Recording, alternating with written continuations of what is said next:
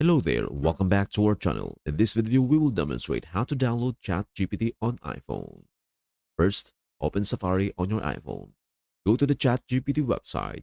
Navigate to chat.openai.com. Sign in or sign up.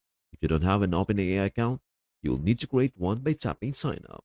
If you already have an account, just tap login and enter your credentials. Once logged in, you can start chatting with ChatGPT directly through your browser.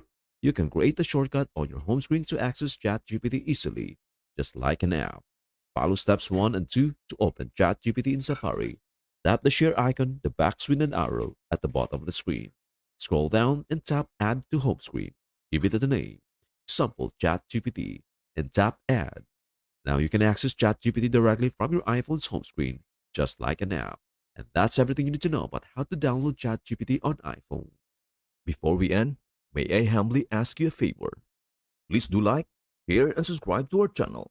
This means the world to us. Thank you so much for watching. We hope to see you in our next video.